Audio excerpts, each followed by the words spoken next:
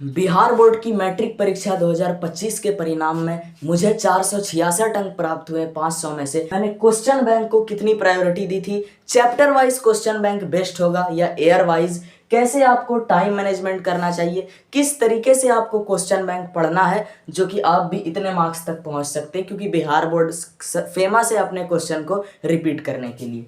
सबसे पहले हम इस क्वेश्चन बैंक को पढ़ने के लिए आपकी तैयारी को अलग अलग कैटेगरी में डिवाइड कर रहे हैं। एक कैटेगरी होगी जो आपकी तैयारी होगी बिफोर नवंबर, यानी नवंबर से पहले तक, और दूसरा हम बोल सकते हैं आफ्टर नवंबर या नवंबर से फरवरी तक। तो जब से भी आप पढ़ना स्टार्ट कर रहे हैं, अगर आपका सिलेबस कंप्लीट नहीं हुआ, ठीक है, जनरली बच्चों का नवंबर तक सिलेबस होता है, बट मैं तो रिकमेंड करूंगा भाई सितंबर तक ही क्लियर कर लो, ठीक ना। अब देखो, जब तक आपका सिलेबस कंप्लीट नहीं हुआ होगा, आपको क्या करना है कि लगाना है चैप्टर वाइज क्वेश्चन बैंक। अब इस चैप्टर वाइज क्वेश्चन बैंक्स में क्या करना है कि जैसे एग्जांपल के लिए, ये ऐसा नहीं है कि फर्स्ट चैप्टर हो गया फिर ये करते नहीं।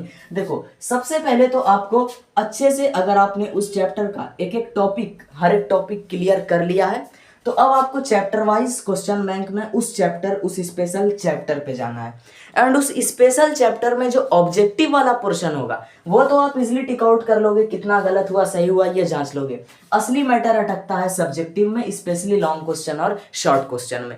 तो जो सब्जेक्टिव है उसमें आपको पूरी ऑनेस्टली के साथ बिल्कुल मक्खन जैसी चमकती हुई एक अलग कॉपी बना लो क्वेश्चन बैंक के लिए, और उस पर ऐसे लिखना है सब्जेक्टिव जैसे मान लो कि ये रियल बिहार बोर्ड में आप एग्जाम दे रहे हैं, बिल्कुल सजा सजा कर लिखना है। एंड उसके बाद अगर आपकी पहुंच अपने स्कूल में अच्छी खासी है, मतलब स्कूल में आपको सब लोग अच्छे से जानते हैं, तो स्कूल के जो बेसिकली सरकारी स्कूल के अभी जो बीपीएससी में टीचर सब आए हैं, ज़्यादातर 90% जो टीचर हैं वो ऑलरेडी, या जो नहीं थे वो भी इस बार से अब बिहार बोर्ड की कॉपी चेक करने लगे हैं। ऐसे ऐसे टीचर आपको अपने स्कूल में मिलेंगे जो 10-10 साल, 14-14 साल से बिहार बोर्ड की कॉपी जांच रहे हैं। तो उनसे एक बार रिक्वेस्ट करके कम से कम एक या दो चैप्टर का कॉपी चेक करवाना है।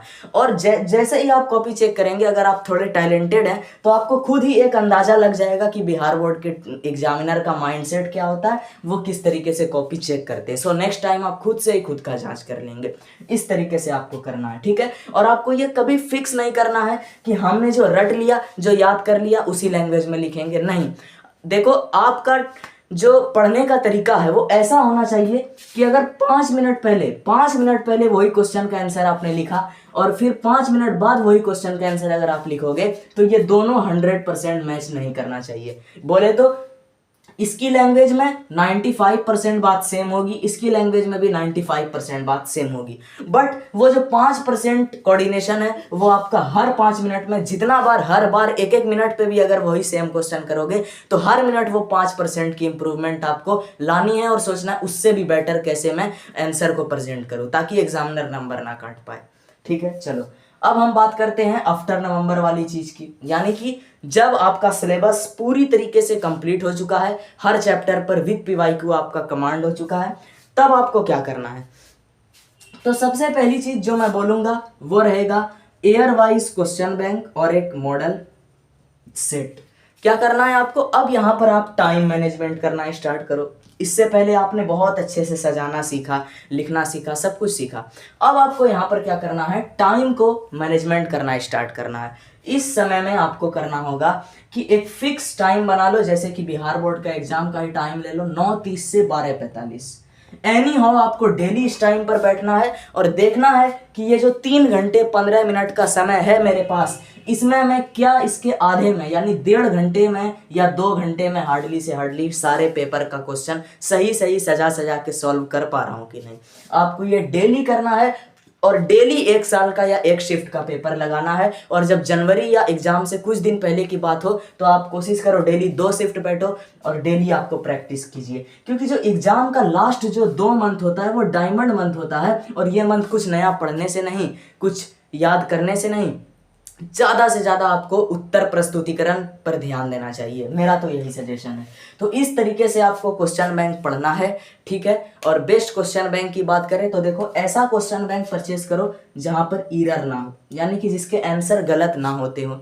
एंड जहां तक मुझे पता है अभी तक, तो मैंने खुद ब्रिलियंट का सॉल्व किया था, तो मुझे नहीं लगता कि पूरे ब्रिलियंट की बुक में अगर 12,000 क्वेश्चन होंगे तो उसमें से मुश्किल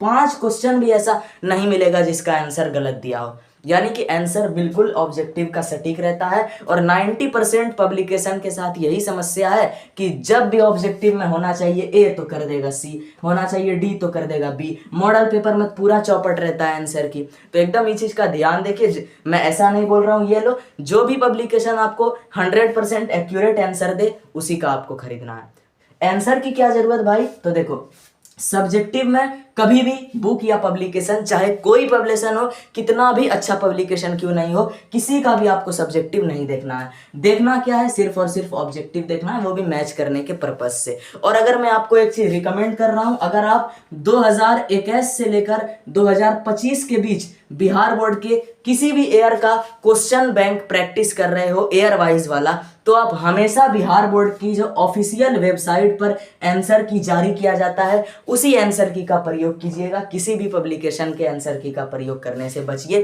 क्योंकि सबसे सटीक आंसर की किसका होता है, बिहार बोर्ड जो ऑफिशियल जारी करता है। ठीक है, आई होप आज की वीडियो से आपको बहुत ज़्यादा हेल्प मिली होगी, तो इसे ज़्यादा से ज़्यादा शेयर कीजिए। धन्यवाद।